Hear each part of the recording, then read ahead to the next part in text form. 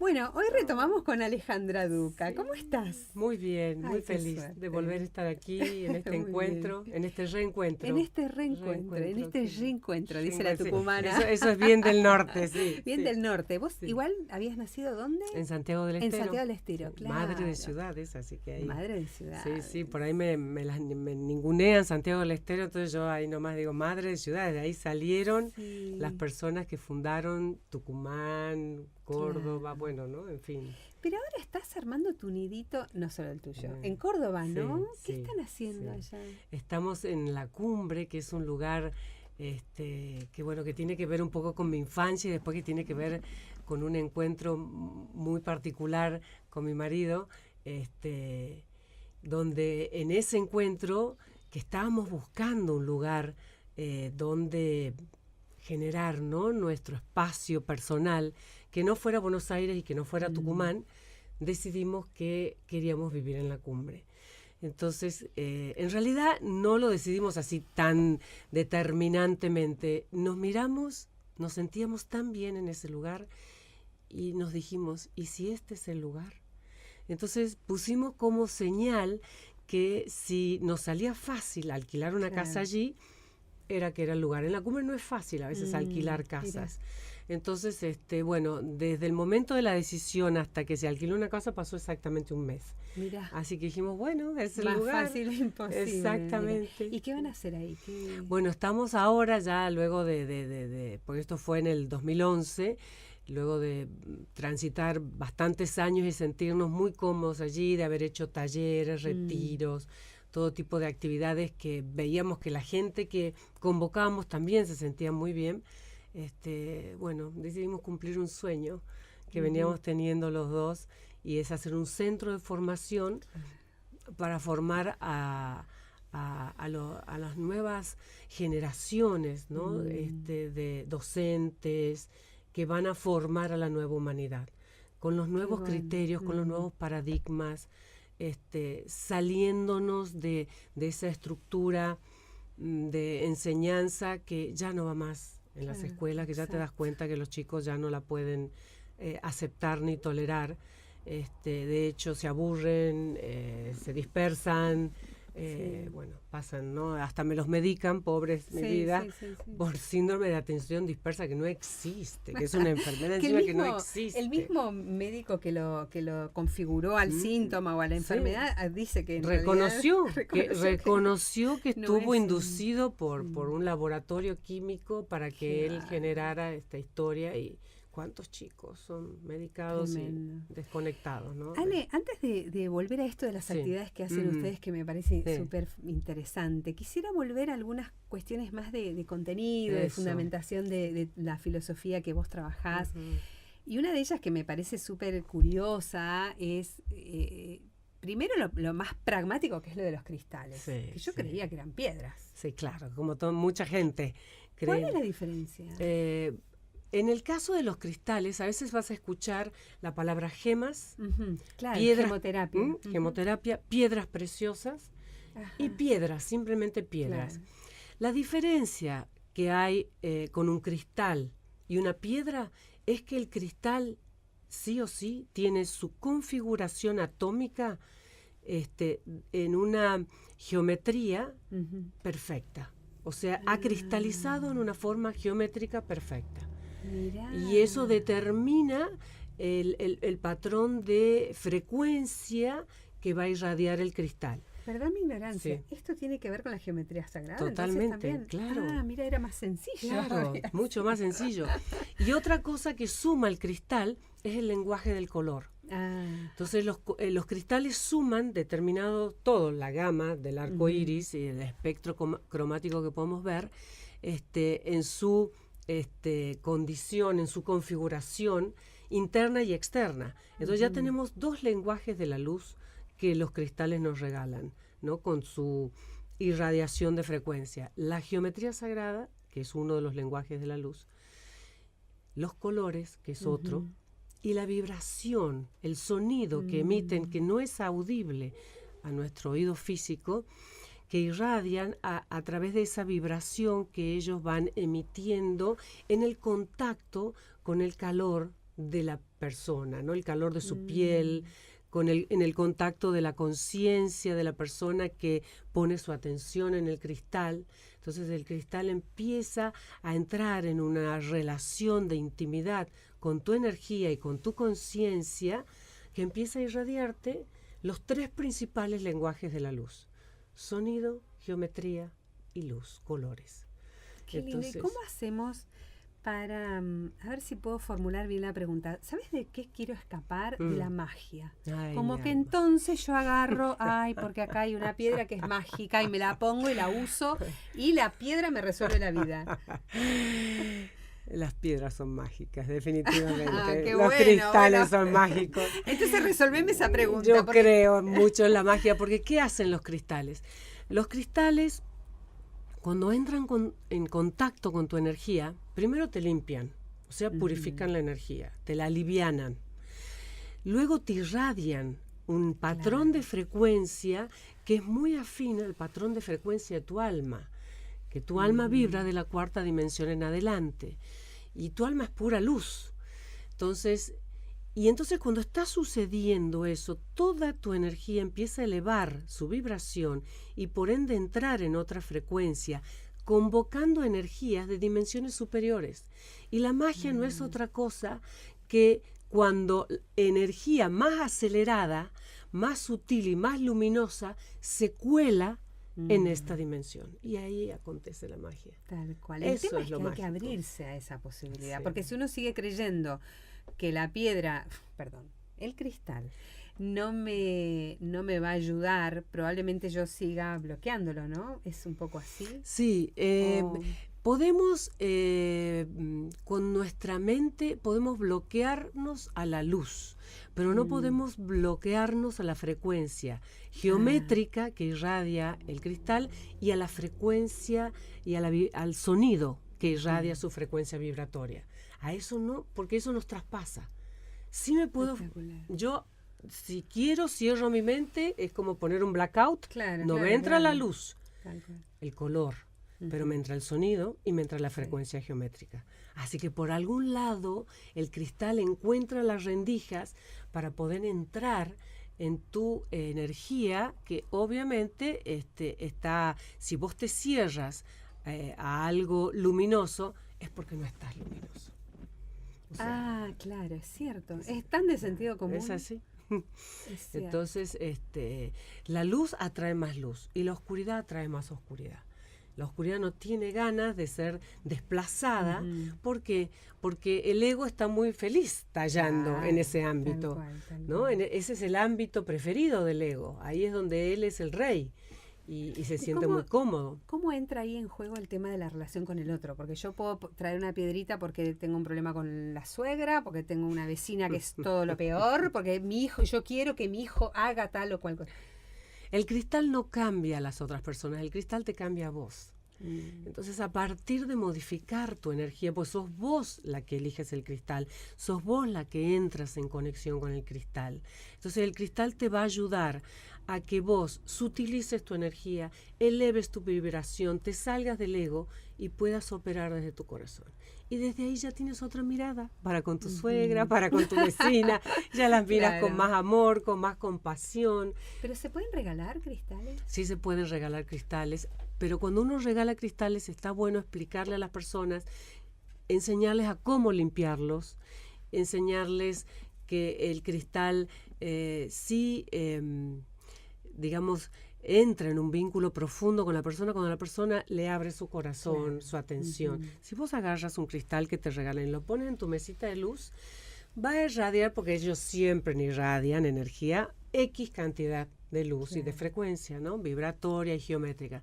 Pero si vos tomas el cristal, si vos le muestras tu intención de entrar en conexión, en un vínculo con el conciencia con conciencia, o sea, que tu conciencia entre en conexión con la conciencia cristalina, y entonces se produce otra magia. Otra realidad que es mágica, exactamente. ¿Dónde entra en todo esto? Recién nos acercamos un poco, pero como te decía antes de comenzar la entrevista, es un tema que me resulta muy difícil de entender, tal vez desde lo racional, ¿no?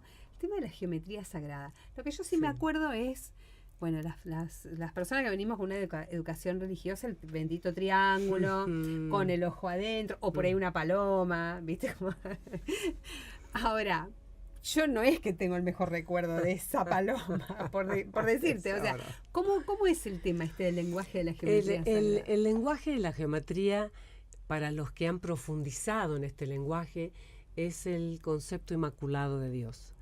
Porque ahí no talla la mente y son los primeros movimientos que hace el Gran Espíritu para crear el mundo manifiesto, ¿no? Y en un primer momento Dios escuchó el latido de su corazón, se sintió vibrar la creación en sí mismo y puso la intención de manifestarla afuera para poder experimentarse a través de su creación. Claro.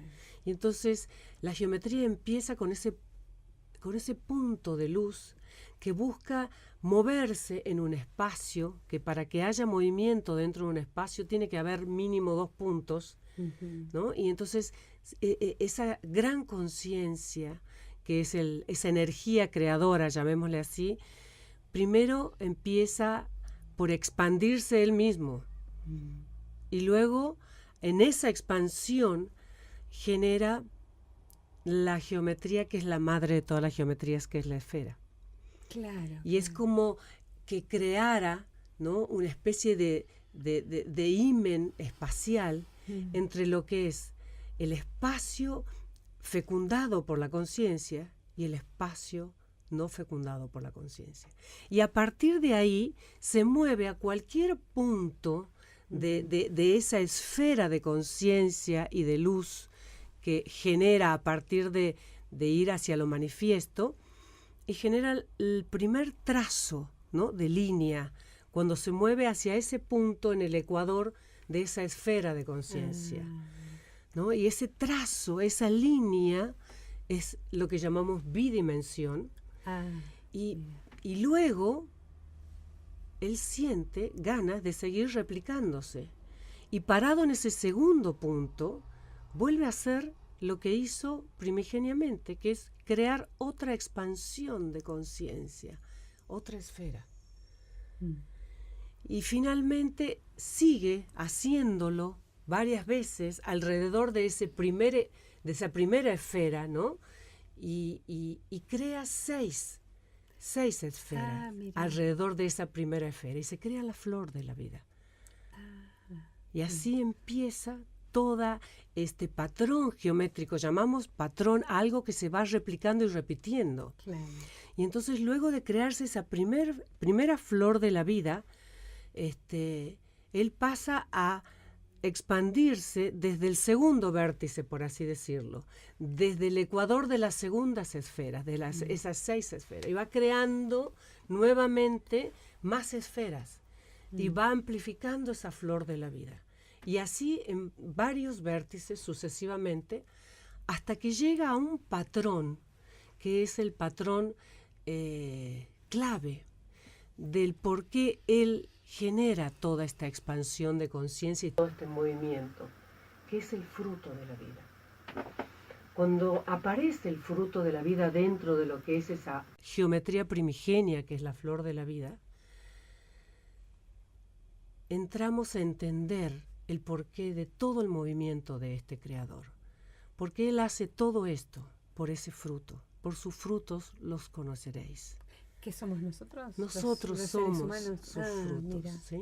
¿Y qué relación tiene la persona o uno podría tener en la vida cotidiana o en un camino de búsqueda espiritual con el tema de la geometría sagrada? Cuando vos empiezas a relacionarte con este lenguaje, increíblemente lo primero que pasa es que tu mente limitada, terrena, empieza a abrirse más fácilmente al conocimiento abstracto.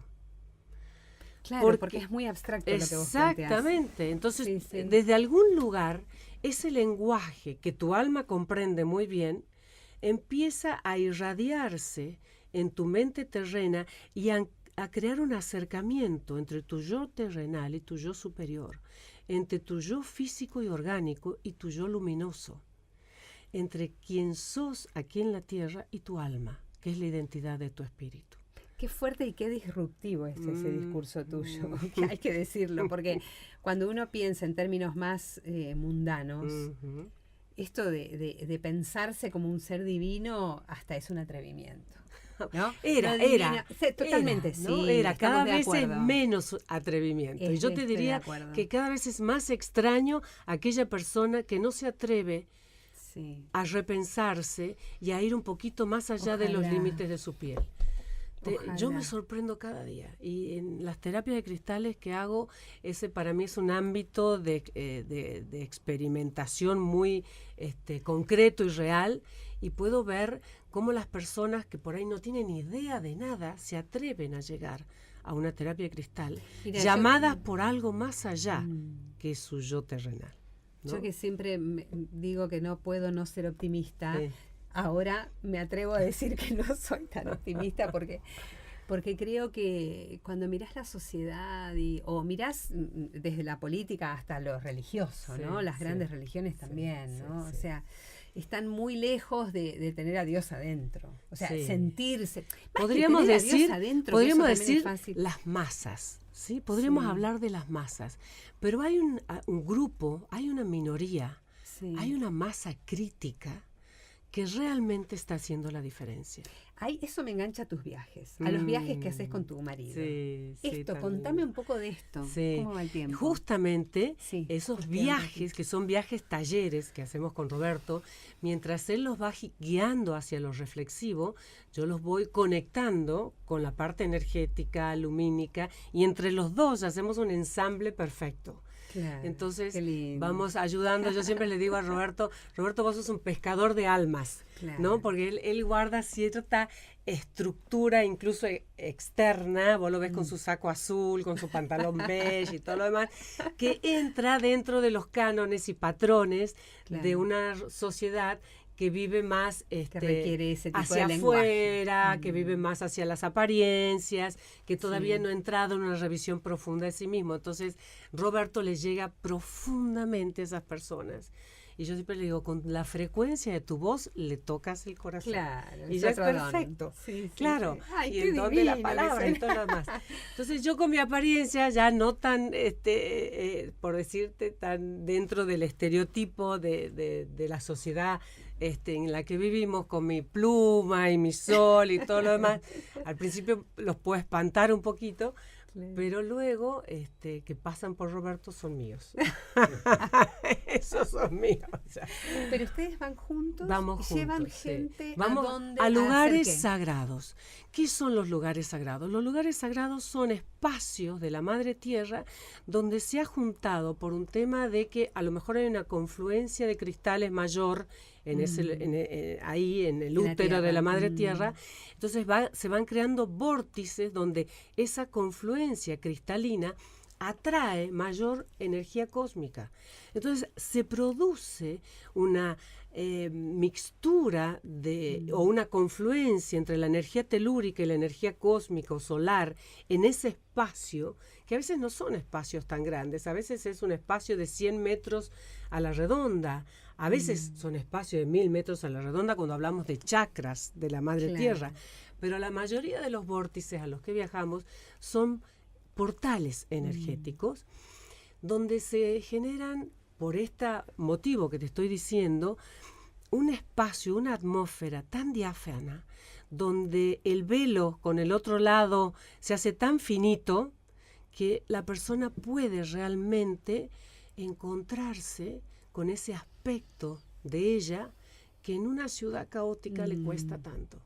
Porque es un universo puro el que atraviesa y los ayudamos y los preparamos a que lo atraviesen en conciencia. ¿Y qué se hace en esos días que están las personas? ¿Hacen retiros, hacen silencio, cantan? Todo junto. Roberto les da charla, yo les hablo de su energía, hacemos ejercicios energéticos, cantamos, hacemos silencio, hacemos caminatas por lugares muy especiales. La verdad que siempre la belleza de la Madre Tierra en todos sus paisajes y en todas sus variantes es una condición sine qua non, porque la belleza es de las principales cualidades del espíritu, de las principales virtudes. Es una virtud del espíritu la belleza. Entonces, al entrar en contacto con la belleza de la Madre Tierra, nos estamos conectando con el espíritu de la vida, de la Madre Naturaleza, y eso, por resonancia, hace que nos conectemos con nuestro espíritu. Qué lindo. En este minuto que queda, contame brevemente a qué lugares van y por qué. A ver, por ejemplo, en Argentina. Por ejemplo, en Argentina. Hacemos viajes ahora, muy pronto, del 9 de mayo al 12 de mayo, hacemos un viaje que venimos haciendo todos los años a los portales de los valles calchaquíes. Esos portales fueron mis primeros maestros. Esos son, ¿te acordás en la entrevista anterior que te comenté? Sí. Y después que cuando nos conocimos con Roberto, el primer lugar que lo llevo y que viajamos y que vamos es a esos portales.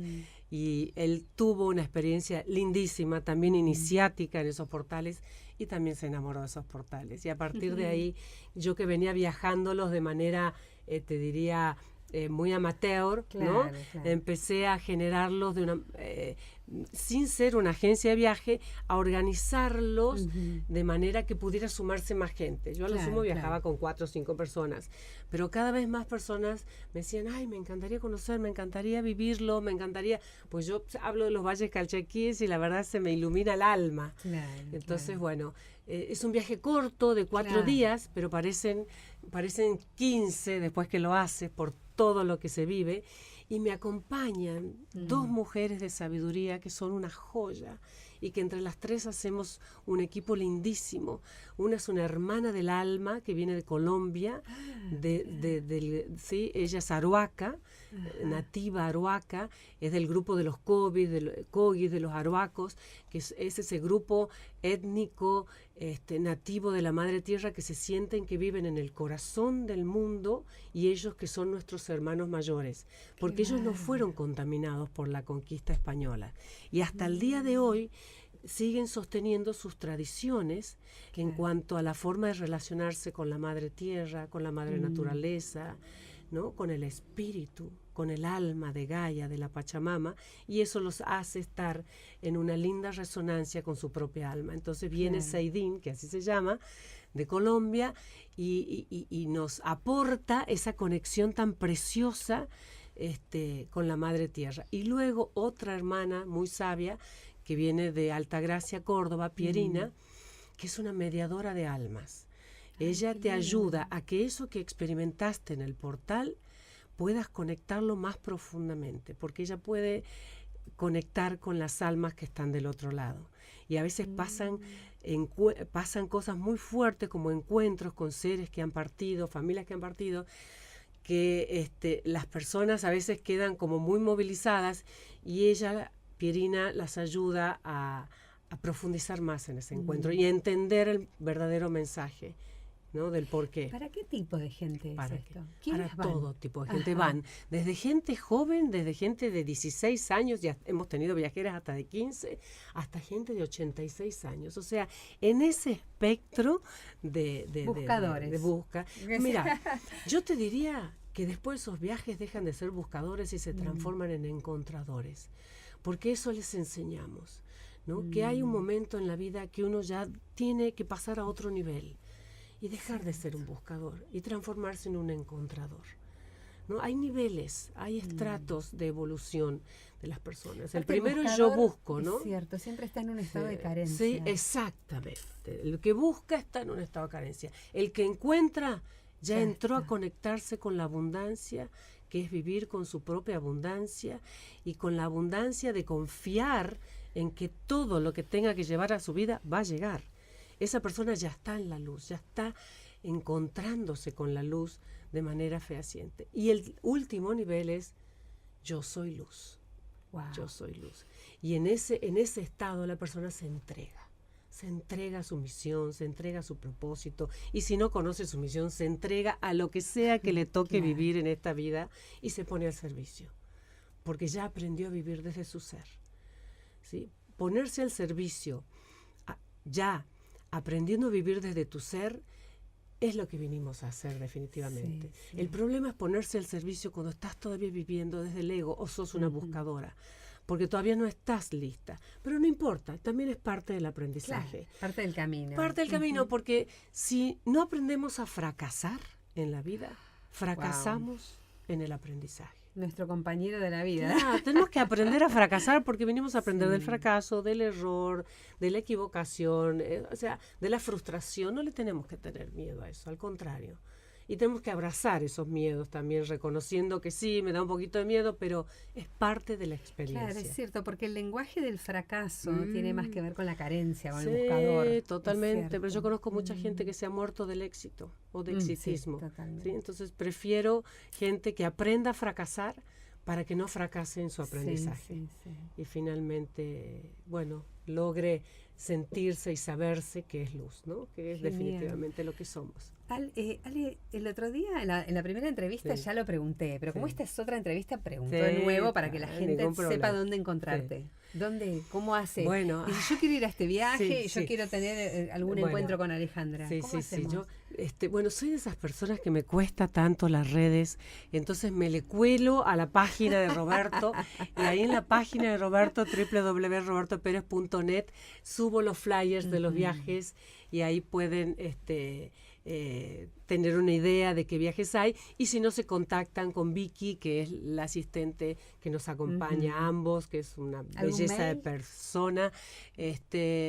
En la página está. Ajá, perfecto, en la página está. Sí. ¿Para qué lo voy a decir? Mira si lo digo mal encima. Claro, no, está pero perfecto. En algún momento me voy a abrir un Instagram, en algún momento prometo. No estoy cerrada, pero sí reconozco mi limitación en eso. Sí. Ya encontrarás a alguien. Ya, seguramente. Seguro. A mí siempre me gusta invitar a la gente que los busque a los entrevistados, porque después uno dice, ay, qué lindo lo que dijo, me gustaría. Y después... y tengo subido algunos videos, ahora que me hiciste acordar, en YouTube. Tengo algunas activaciones, como por ejemplo la activación de los discos solares, eso lo encuentran en YouTube. Tengo un ejercicio para flexibilizar nuestras articulaciones, que es muy interesante porque ayuda a todos nuestros ríos interiores energéticos, que son nuestros meridianos, a que puedan fluir mejor, porque con las articulaciones rígidas se bloquean y bloqueamos nuestra energía interna. Entonces es importante tener nuestras articulaciones en buen estado. Ahí tengo varios. Ahí te buscamos como Alejandra Duca. Alejandra Duca, DUCA, tal cual. Ahí me encuentran en YouTube, me abrí ese fue mi primer intento de virtualizarme. Genial. Bueno, Ale, te agradezco muchísimo. Feliz, un placer estar aquí con vos, Mónica. Sos un sol. Por el persona, sol. Y encima, mirá, ese reflejo del sol no es casualidad. Sos una hermosa por convocarnos y por permitirnos expandirnos a nosotros también, que se nos conozca. Así que eso es muy generoso de tu parte. Gracias. Muchas gracias. A mí me hace feliz. Así que, gracias. Bueno, muchas gracias y hasta la próxima. Hasta la próxima, Dios mediante. Gracias.